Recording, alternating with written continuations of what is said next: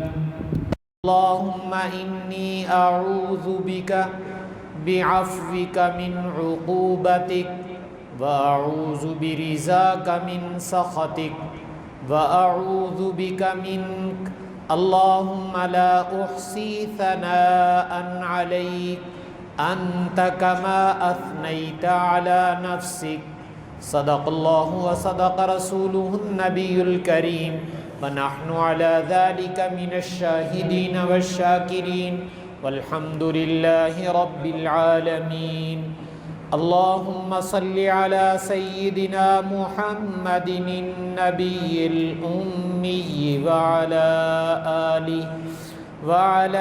آله وأصحابه وسلم تسليما يا رب صل وسلم دائما أبدا على حبيبك خير الخلق كلهم۔ اللہ جل شانہ نے ان آیات کے اندر اپنی بندگی کا طریقہ بتلایا ہے اور اپنی بندگی کا جذبہ بھی بتلایا ہے کہ میرے بندو جب میری عبادت کرنی ہے تو اس کا طریقہ کیا ہونا چاہیے، اور دوسری چیز یہ کہ تمہارے دل میں جذبہ کیا ہونا چاہیے۔ اللہ تعالیٰ نے دونوں باتوں کا تذکرہ ان آیات کے اندر کیا ہے۔ یہ سورہ علم نشرہ کی آخری آیات ہیں۔ حق تعالیٰ سرور کونین صلی اللہ علیہ وسلم کو مخاطب بنا کر ارشاد فرما رہے ہیں فَإِذَا فَرَغْتَ فَانْصَبْ، کہ میرے حبیب آپ سارا دن لوگوں کو اسلام کی دعوت دیتے ہیں، لوگوں کو اسلام کی طرف بلاتے ہیں، توحید اور رسالت کی میرے بندوں کو دعوت دیتے ہیں۔ جب شام ہوتی ہے تو لوگ تو اپنے اپنے گھروں کو چلے جاتے ہیں، لیکن آپ نے کیا کرنا ہے؟ تو حق تعالیٰ فرما رہے ہیں فَإِذَا فَرَغْتَ فَانْصَبْ، جب آپ دعوت و تبلیغ سے فارغ ہو جائیں تو پھر میرے دربار میں آ کر کھڑے ہو جائیں، اللہ کے سامنے کھڑے ہو جائیں۔ یہ اللہ تعالیٰ کا مطالبہ ہے کہ آپ میرے سامنے آ کر کھڑے ہو جائیں۔ اور دوسرا مطالبہ یہ ہے وَإِلَىٰ رَبِّكَ فَارْغَب، کہ جب اپنے رب کی بندگی کے لیے آنا ہے تو اللہ تعالیٰ نے دل کی کیفیت کا تذکرہ بھی کیا، وہ یہ کہ جب میں اور آپ عبادت کے لیے آئیں تو بوجھل دل کے ساتھ نہ آئیں۔ ایسا نہیں ہونا چاہیے کہ بامر مجبوری کر رہے ہیں، اللہ تعالیٰ کو یہ پسند نہیں ہے۔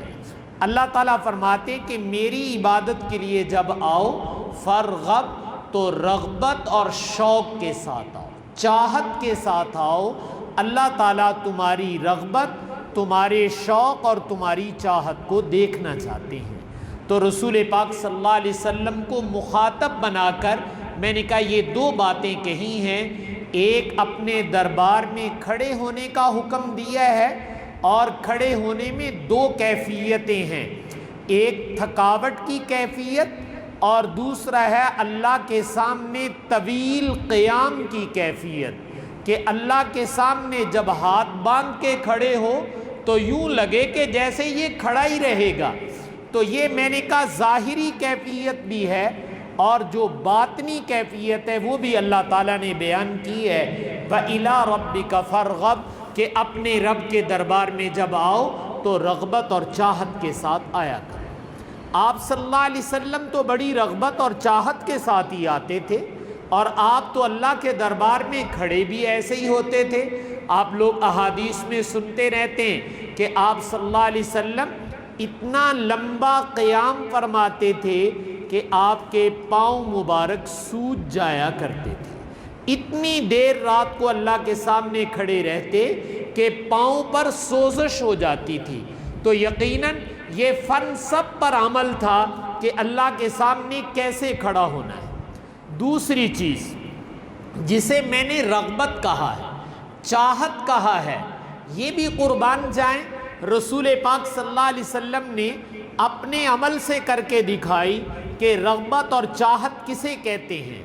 اماں جان حضرت عائشہ رضی اللہ تعالیٰ عنہ جو رسول پاک صلی اللہ علیہ وسلم کی زوجہ مطہرہ ہیں، وہ کہتی ہیں کہ آپ صلی اللہ علیہ وسلم گھر میں ہوتے تھے اور ہمارے ساتھ محبت بھری باتیں فرما رہے ہوتے تھے۔ اتنی دیر میں حضرت بلال رضی اللہ تعالیٰ عنہ اذان کہہ دیتے، اور جب ان کی اذان کی آواز کان میں پڑتی تو آپ صلی اللہ علیہ وسلم بالکل یکسر بیگانہ ہو جاتے، یوں لگتا کہ جیسے ہمیں پہچانتے نہیں ہیں، ہم کون اور تم کون۔ بس اذان ہونے کی بات تھی کہ آپ صلی اللہ علیہ وسلم کی پوری توجہ مبارک وہ نماز کی طرف ہو جاتی تھی، حالانکہ گھر والوں سے محبت بھری باتیں، دل لگی کی باتیں ہو رہی ہیں، لیکن ایک دم جب رغبت ادھر کی آ گئی، شوق اور محبت ادھر کا آ گیا، تو ادھر سب بیگانہ ہو جاتا ہے۔ اور بعض روایات میں تو یوں بھی آتا ہے کہ بعض دفعہ آپ تشریف لائے رات کو اور لیٹ گئے، اور پھر حضرت عائشہ سے فرمانے لگے، لو بھائی ہمارا دل تو چاہ رہا ہے کہ ہم اپنے اللہ کی بندگی کریں، یعنی تم لیٹ جاؤ، ہم اللہ کی بندگی کے لیے کھڑے ہونے لگے، اور آپ نے نیت باندھی اور نماز کے اندر مصروف ہو گئے۔ تو امت کو یہ تعلیم دی ہے کہ اللہ تعالیٰ کی بندگی اور عبادت، اس میں ظاہری کیفیت بھی کیا ہونی چاہیے، سر سے اتارنے والا کام نہیں ہونا چاہیے کہ بھئی یہ سروں لاؤ چھیتی مکاؤ، نہیں، یہ کام نہیں ہونا چاہیے، بلکہ اس کے لیے فن سب کا لفظ استعمال کیا ہے۔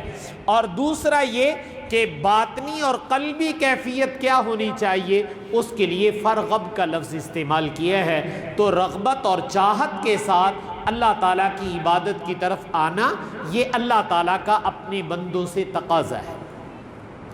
اللہ تعالیٰ اپنے بندوں کو عمومی عبادت کا حکم دیتے ہیں، اور وہ مجھے اور آپ کو کرنی چاہیے، لیکن ایک حدیث میں آپ نے فرمایا کہ تمہاری زندگی میں اللہ تعالیٰ کبھی کبھی اپنی رحمت کی لہریں بھیجتے ہیں، نفحات کا لفظ استعمال کیا گیا ہے، اور وہ صبح کی ٹھنڈی ہوا کو کہہ دیا جاتا ہے۔ تو فرمایا کبھی کبھی اللہ تعالیٰ تمہارے لیے اپنی رحمت کی ٹھنڈی ہوائیں چلاتے ہیں، فَتُعَرِّضُوا لَهَا، تمہیں چاہیے کہ جب وہ اللہ کی طرف سے نفحات، ٹھنڈی ہوائیں اور لہریں چلیں تو اپنے آپ کو اس کے سامنے پیش کرو، اپنے آپ کو چھپاؤ نہیں، ان لہروں کے سامنے اپنے آپ کو پیش کرو، تاکہ وہ رحمت کی لہریں اور ٹھنڈی ہوائیں تمہیں بھی لگ جائیں۔ تو آپ نے فرمایا کہ اللہ تعالیٰ کبھی کبھی ایسے کرتے ہیں۔ اس کا کیا مقصد ہے؟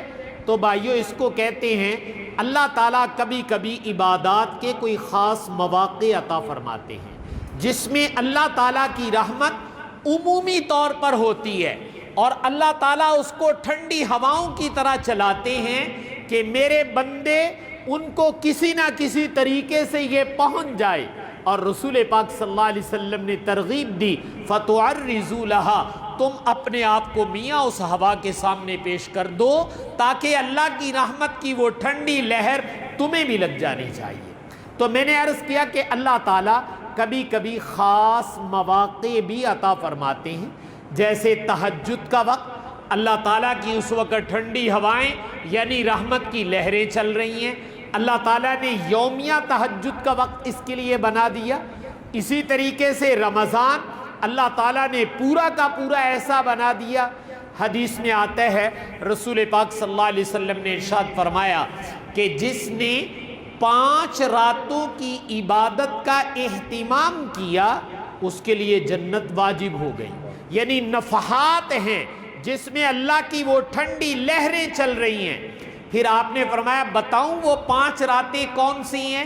تو آپ نے فرمایا ایک 8 ذی الحجہ، جو ذی الحج کا مہینہ بڑی عید کا مہینہ ہوتا ہے نا، تو حج کے دن اس سے 2 راتیں پہلے آپ نے فرمایا 8 ذی الحجہ، اور پھر آپ نے فرمایا 9 ذی الحجہ، جس کو آپ عرفہ کی رات کہہ دیتے ہیں، اور پھر آپ نے فرمایا عید الاضحیٰ کی رات، عید الفطر کی رات، اور پھر آپ نے فرمایا 15 شعبان کی رات۔ یہ 5 راتیں یعنی 8 ذی الحجہ، 9 ذی الحجہ اور عید الاضحیٰ کی رات، عید الفطر کی رات اور لیلۃ الشعبان، یعنی 15 شعبان کی رات آپ نے ان 5 راتوں کا نام لے کر فرمایا کہ جو ان راتوں میں عبادت کا اہتمام کرے گا اللہ تعالیٰ اس کے لیے جنت کو واجب کر دیں گے۔ تو یہ ان نفحات میں سے ہے جس میں اللہ کی طرف سے عمومی رحمت متوجہ ہوتی ہے۔ تو بھائی جب اللہ کی رحمت عمومی طور پر متوجہ ہو تو مجھے اور آپ کو بھی ادھر متوجہ ہو جانا چاہیے، جس کو حضور نے فرمایا تھا فَتُعَرِّضُوا لَهَا، کہ تم اپنے آپ کو ان لہروں کے سامنے کر دو، یعنی تمہاری توجہ بھی ادھر ہونی چاہیے۔ تو ان قیمتی جو 5 راتیں جن کا تذکرہ رسول پاک صلی اللہ علیہ وسلم نے فرمایا، تو ایک 15 شعبان کی رات بھی ہے، اس میں بھی اللہ تعالیٰ کی رحمت متوجہ ہوتی ہے۔ حضرت عائشہ رضی اللہ تعالیٰ عنہ سے ایک روایت ہے کہ آپ اس رات حضرت عائشہ کے گھر تھے، آپ نے پہلے اپنی قمیص وغیرہ یا جو لباس تھا اس کو اتارا، تھوڑی دیر لیٹے، پھر دوبارہ اٹھے اور لباس پہنے، اور لباس پہن کر جو ہے آپ باہر تشریف لے گئے۔ تو حضرت عائشہ دیکھنے لگی کہ حضور کدھر چلے گئے، تو کہنے لگی کہ میں نے بھی چادر لی اور میں بھی پیچھے چل دی کہ میں دیکھوں حضور کہاں ہیں۔ تو میں نے دیکھا کہ سرور کونین صلی اللہ علیہ وسلم جو ہے اپنا مسلمانوں کے قبرستان کے اندر، جو مدینہ طیبہ کا قبرستان تھا جس کو بقیع غرقد کہا جاتا ہے، تو بقیع کے قبرستان میں آپ تشریف لے گئے۔ شہداء مسلمان، ان کے لیے آپ نے دعائے مغفرت فرمائی، قبرستان میں آپ تشریف لے گئے اور ان کے لیے دعائے مغفرت آپ نے فرمائی۔ حضرت عائشہ نے دیکھا کہ رسول پاک صلی اللہ علیہ وسلم تو اللہ سے لو لگائے ہوئے ہیں اور امت کی بخشش کی دعائیں مانگ رہے ہیں، تو وہ کہنے لگے میں جلدی سے واپس آ گئی۔ اتنی دیر میں آپ بھی فارغ ہو کر آئے۔ تو حضرت عائشہ فرماتی میرا سانس پھولا ہوا تھا، جلدی سے آئی تھی۔ تو آپ نے پوچھا عائشہ تیرا سانس کیوں پھولا ہوا ہے؟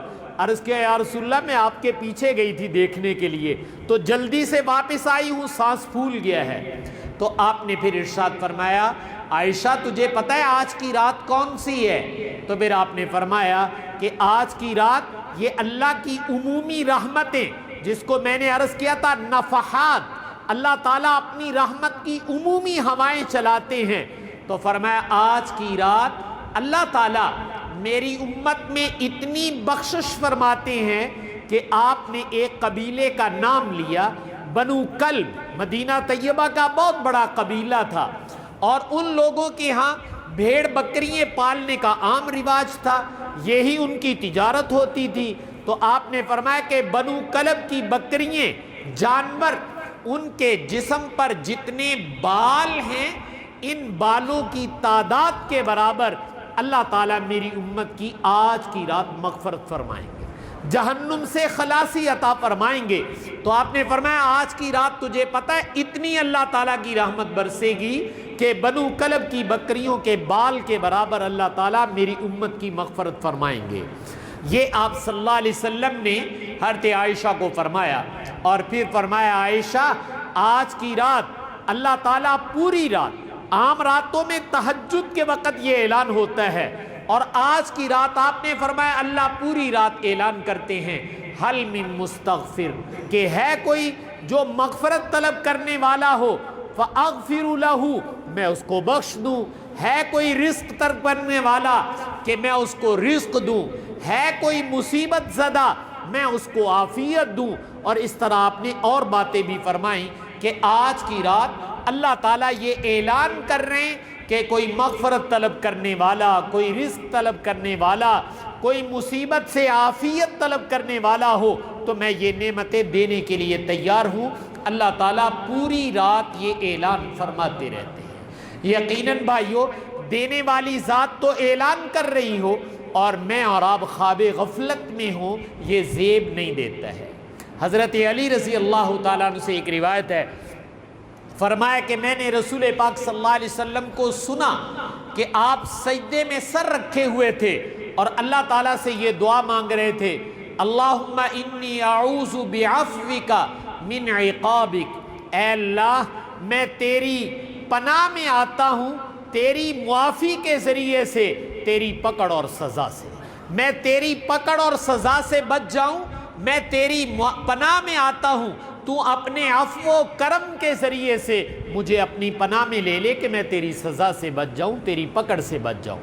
اور آپ کہہ رہے تھے اعوذ برضاک من سخطک، اے اللہ میں تیری پناہ میں آتا ہوں تیری رضامندی کے ذریعے سے تیری ناراضگی سے، کہیں تو ہمارے سے ناراض نہ ہو جائے، تو ہمیں اپنی رضا کی پناہ کے اندر لے لے۔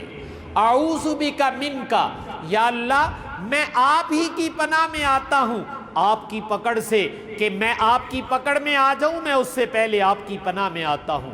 اور پھر آپ کہہ رہے تھے اللہم لا احصی ثناء علیک انت کما اثنیت علی نفسک، اے اللہ میں تیری شان کے مطابق، تیرے مرتبے کے مطابق میں بھی تیری تعریف نہ کر سکا، تیری تعریف وہی ہے جو تو نے خود اپنی تعریف بیان کی۔ تو سرور کونین صلی اللہ علیہ وسلم سجدے میں سر رکھے ہوئے ہیں اور اللہ تعالیٰ سے یہ کہہ رہے ہیں اللہم انی اعوذ بعفوک من عقوبتک، کہ یا اللہ میں آپ کی عفو اور کرم کے ذریعے سے آپ کی سزا سے آپ کی پناہ میں آتا ہوں۔ تو حضرت علی سے یہ روایت ہے کہ رسول پاک صلی اللہ علیہ وسلم سجدے میں رکھ کے یہ کلمات اور یہ دعائیں اللہ تعالیٰ سے مانگ رہے ہیں۔ بھائیو یہ مجھے اور آپ کو سبق ہے کہ جب رحمت کے یہ نفحات اور لہریں چل رہی ہوں تو میں اور آپ بھی اپنی اپنی بساط کے مطابق، یاد رکھیے گا اس کا یہ مطلب قطعاً نہیں ہوتا ہے کہ آپ ساری رات جاگتے رہیں، یہ شریعت کا کہیں مطالبہ نہیں ہے۔ مطالبہ یہ ہے کہ آپ جتنی دیر بھی عبادت کرنا چاہتے ہیں وہ رغبت اور چاہت کے ساتھ کرو۔ آپ آدھا گھنٹہ کر لو، 10 منٹ کر لو، 1 گھنٹہ کر لو، لیکن اتنی کرو جو تمہاری چاہت اس کے اندر پائی جائے، مجبوری والا سلسلہ نہیں ہونا چاہیے۔ بعض صحابہ کرام کے متعلق آتا ہے انہوں نے رسیاں چھت کے ساتھ باندھ رکھی تھی کہ جب ہمیں نیند آنے لگے تو ہم رسی اپنے سر کے ساتھ یا گردن کے ساتھ باندھ لیں تاکہ جھٹکا لگے اور ہم دوبارہ عبادت کے لیے کھڑے ہو جائیں۔ تو آپ صلی اللہ علیہ وسلم نے دیکھا تو آپ نے فرمایا یہ کیا کر رکھا ہے؟ تو کہا یا رسول اللہ عبادت کے لیے رسیاں باندھ باندھ کے ہم عبادت کرتے ہیں۔ تو آپ نے فرمایا خبردار اتار دو ساری رسیاں، جب نیند آئے آرام سے جا کے سو جاؤ، پھر آرام سے سو جاؤ، اٹھو جب تازہ دم ہو جاؤ تو پھر عبادت کے لیے آ جاؤ۔ یہ کیا طریقہ ہوا کہ رسیوں کے ساتھ اپنے آپ کو باندھو؟ تو آپ صلی اللہ علیہ وسلم نے ایسے غلو سے منع کیا ہے۔ تو اس لیے میں نے عرض کیا کہ بھائی پوری رات کے جھنجھٹ میں پڑھنے کی ضرورت نہیں ہے، عشاء کے بعد آدھا گھنٹہ 1 گھنٹہ اللہ جتنی توفیق دے یکسوئی کے ساتھ اللہ کی بندگی کرو، نوافل پڑھو، ذکر کرو، تلاوت کرو، تسبیحات پڑھو، دعائیں مانگو اللہ سے لمبی لمبی، یہ کام کرنے کے ہیں۔ اور بلکہ اگر اللہ تعالیٰ توفیق عطا فرمائے تو یہ کام اپنے گھر میں بھی کرو۔ رسول پاک صلی اللہ علیہ وسلم نے ایک روایت میں ارشاد فرمایا تھا کہ تم اپنے گھروں کو قبرستان نہ بنا لو۔ صحابہ نے عرض کیا یا رسول اللہ اپنے گھر کو کون قبرستان بنائے گا؟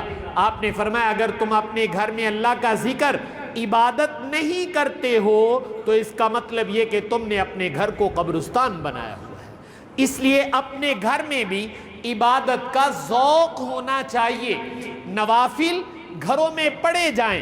جب آپ گھروں میں بھائی پڑھو گے اولاد بھی دیکھے گی کہ مسلمان آج کی رات اللہ کی عبادت کیسے کرتے ہیں۔ جب بچے اپنی آنکھوں سے والدین کو دیکھیں گے کہ بھئی یہ اللہ اللہ کر رہے ہیں، کوئی تلاوت کر رہا ہے، کوئی ہاتھ پھیلائے دعائیں مانگ رہا ہے، تو میرے اور آپ کے عمل سے میری اور آپ کی نسل نو یہ سیکھ لے گی۔ لیکن اگر ہم گھر میں کچھ نہیں کرتے ہیں تو وہ بیچارے کس سے سیکھیں گے؟ اس لیے نفلی عبادات میں زیادہ ترغیب اس بات کی ہے کہ نفلی عبادات اپنے گھروں میں کرنی چاہیے۔ تو اس لیے گھر میں ذکر تلاوت اس کا بھائی ماحول بناؤ تاکہ گھروں کے اندر واقعی بچے یہ دیکھیں کہ مسلمان اللہ تعالیٰ کی رحمت سے کیسے استفادہ کرتے ہیں، کیسے اللہ کی رحمت کو لوٹ رہے ہیں۔ تو یہ اپنے گھروں میں عبادات کا اہتمام کیا جائے۔ اللہ تعالیٰ سے مغفرت کا طلب کرنا ذوق و شوق کے ساتھ ہونا چاہیے۔ سچی بات بتاؤں، ہم اپنی مغفرت کا سوال تو کبھی کبھی بھول کے کرتے ہیں، باقی دنیا پھر بھی مانگ لیتا بھئی یا اللہ روٹی چنگی مل جائے، کوٹھا چنگا مل جائے، فلاں چیز اچھی مل جائے، یہ بھی مانگو، یہ بھی میری اور آپ کی ضرورت ہے۔ لیکن بھائیو دیانتاً کہتا ہوں، اس سے بڑی ضرورت، اس سے اہم ضرورت وہ میری اور آپ کی بخشش اور مغفرت ہے۔ تو جتنی دفعہ دنیا کی چیزیں مانگتے ہو اس سے کئی گنا زیادہ اللہ تعالیٰ سے مغفرت بھی مانگو کہ باری تعالیٰ ہم تو گناہوں سے بھرے ہوئے ہیں، اگر تو نے نہ بخشا تو ہم مارے جائیں گے، ہم مغفرت کے بہت زیادہ محتاج ہیں۔ تو جب اللہ تعالیٰ کہہ رہے ہیں حل من مستغفر، ہے بھئی کوئی مغفرت طلب کرنے والا، تو اللہ میری اور آپ کی زبان سے بھی سننا چاہتے ہیں یہ بھی اللہم اغفر لی، اللہم اغفر لنا، رب اغفر، اس طرح کے کلمات کہتے ہیں کہ نہیں کہتے؟ تو جو زبان نبوت سے نکلے ہوئے کلمات ہیں وہ مجھے اور آپ کو اہتمام سے کہنے چاہیے کہ یا اللہ ہمیں بخش دے، مجھے بخش دے، پوری امت کو بخش دے۔ تو بخشش کے الفاظ ہماری زبان پر بار بار آنے چاہیے۔ اللہ تعالیٰ میری اور آپ کی زبان سے یہ سننا چاہتے ہیں۔ تو اللہ جو سننا چاہتے ہیں بھائی وہ گنگناؤ، وہ اپنے اللہ کو سناؤ کہ باری تعالیٰ ہم بہت محتاج ہیں، ہمیں مغفرت عطا فرما۔ تو مغفرت کا سوال اللہ سے بہت کیا جائے۔ عافیت، آپ نے حضرت اپنے چچا حضرت عباس سے فرمایا تھا چچا جان صلی اللہ العافیہ، اللہ تعالیٰ سے عافیت کا سوال ضرور کرو۔ ایمان کے بعد مومن کے لیے سب سے بڑی دولت وہ عافیت ہے کہ اللہ تعالیٰ مصائب اور الجھنوں سے بچا کے رکھے۔ تو عافیت کا سوال بھی کرو۔ رزق میری اور آپ کی ضرورت ہے، اللہ سے رزق مانگو۔ اللہ تعالیٰ فرماتے وَفِي السَّمَاءِ رِزْقُكُمْ وَمَا تُوعَدُونَ، رزق ہم نے تمہارا اوپر رکھا ہوا ہے، مانگو گے تو تمہارے لیے آ جائے گا۔ یہ تو برتن ہیں دنیا میں، رزق اس میں اللہ تعالیٰ ڈالتے ہیں۔ تو اللہ کہتے ہیں آسمانوں میں تمہارا رزق ہے، تو بھائی جہاں پڑا ہوا وہاں سے بھی تو مانگنا چاہیے، صرف برتن کے پیچھے نہ بھاگو، برتن میں ڈالنے والے کی طرف بھی بھاگو اور اس سے کہو باری تعالیٰ ہمیں رزق کی بھی ضرورت ہے، اللہ رزق حلال اور واسع عطا فرمائے۔ یہ کام تو بھائی کرنے کے ہیں، اللہ اللہ کرو، عبادات کرو، دعائیں مانگو، اور میں نے کہا تلاوت کرو۔ کچھ کام بچنے کے بھی ہیں۔ حدیث میں آتا ہے اللہ تعالیٰ عمومی مغفرت فرما رہے ہوتے ہیں، لیکن شرک کرنے والا اللہ تعالیٰ اس کی مغفرت نہیں کرتے، والدین کی نافرمانی کرنے والا اللہ تعالیٰ اس کی مغفرت نہیں فرماتے، رشتہ داری اس کو توڑنے والا اللہ تعالیٰ اس کی مغفرت نہیں فرماتے، دل میں کینہ بغض مسلمانوں کے بارے میں رکھنے والا اللہ تعالیٰ اس کی مغفرت نہیں کرتے، تکبر کرنے والا اللہ تعالیٰ اس کی مغفرت نہیں فرماتے۔ اس رات بھی ان لوگوں کو معلق کر دیا جاتا ہے۔ تو بھائی ان بیماریوں سے میرا اور آپ کا دامن صاف ہونا چاہیے۔ خدا نخواستہ کوئی ایسی غلطی ہے تو میں نے کہا اس کی تلافی کر لینی چاہیے، کہیں ایسے نہ ہو کہ ہم عمومی رحمت سے محروم رہ جائیں۔ اور کچھ اور چیزیں جو ہمارے ماحول کے اندر بعض دفعہ رواج پکڑ جاتی ہیں اور لوگ ان کو سمجھتے ہیں کہ شاید یہ کوئی اسلام کا طریقہ ہے۔ بھائیو اس کی معلومات باضابطہ مستند ذرائع سے مجھے اور آپ کو کرنی چاہیے۔ دنیا کا ہر کام میں اور آپ سلیقے سے کرتے ہیں۔ علاج کرانا ہو اچھا ڈاکٹر تلاش کرتے ہیں، مقدمہ لڑنا ہو اچھا وکیل تلاش کرتے ہیں، مکان کا نقشہ بنانا ہو اچھا آرکیٹیکٹ تلاش کرتے ہیں۔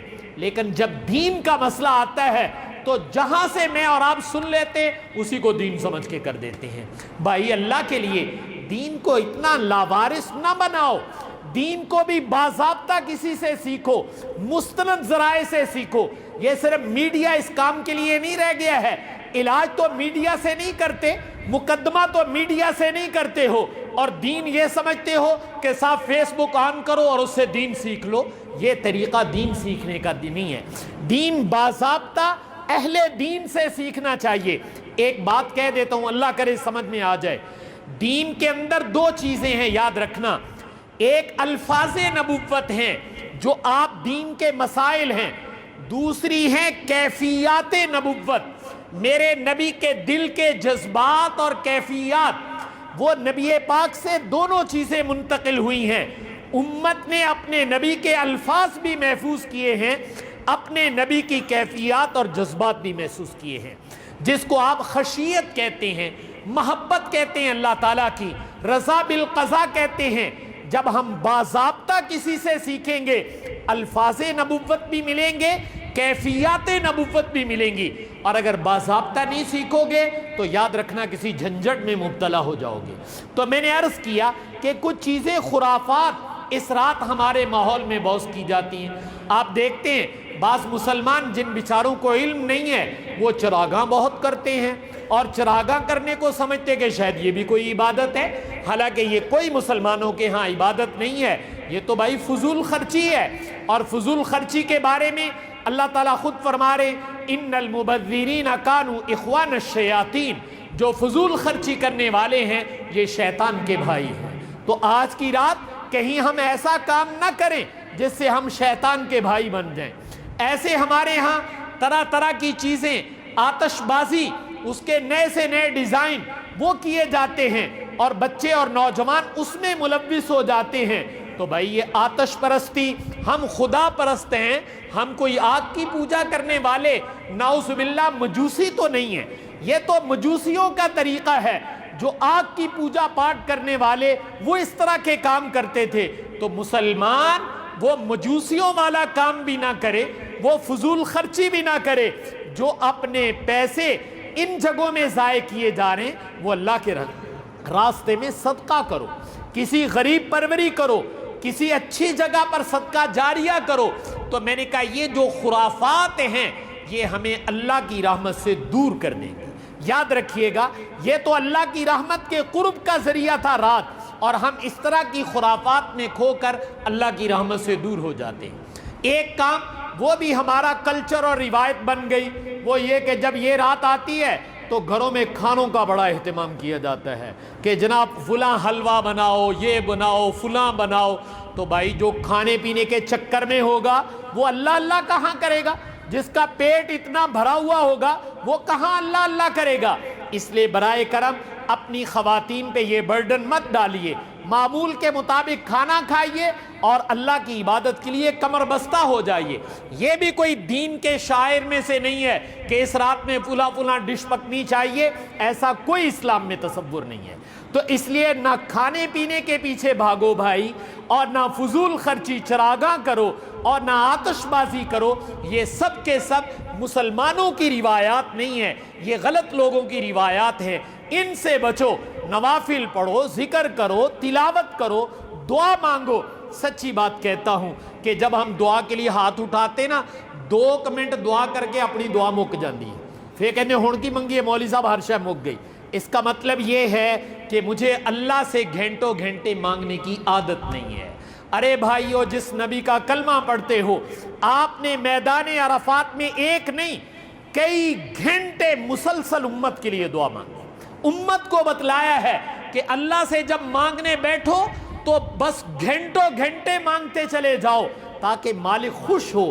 حدیث میں آتا ہے ان اللہ یحب الملحین فی الدعاء، جو لوگ اللہ سے لگ لپٹ کر مانگتے ہیں، اللہ کے پیچھے پڑ جاتے ہیں، جو اس طرح دعا مانگتے ہیں، اللہ کو اپنے ان بندوں کے ساتھ پیار ہونے لگتا ہے۔ تو بھائی اللہ کا پیار لینا چاہتے ہو تو گھنٹوں اللہ سے دعا مانگو، ہاتھ پھیلا کر اس سے مانگو، وہ بہت خوش ہوتا ہے، اور میں نے کہا پیار اور محبت کرنے لگتا ہے۔ اور ایک روایت میں آپ نے فرمایا من لم یسأل اللہ تعالی فیغضب، جو اللہ سے دعا نہیں مانگتا اللہ اس سے ناراض ہو جاتے۔ بھئی تم ہمارے سے کیوں نہیں مانگتے ہو؟ تو نہ مانگنے والوں سے اللہ ناراض ہوتا ہے، مانگنے والوں سے اللہ خوش ہوتا ہے۔ اس لیے بھائی ان آداب کے ساتھ رات کو گزارنا ہے۔ خرافات، لغویات، فضولیات، ان سے بھائی میں نے اور آپ نے اپنا دامن بچانا ہے۔ اللہ تعالیٰ سے دعا ہے کہ اللہ تعالیٰ مجھے آپ کو عمل کرنے کی توفیق عطا فرمائے۔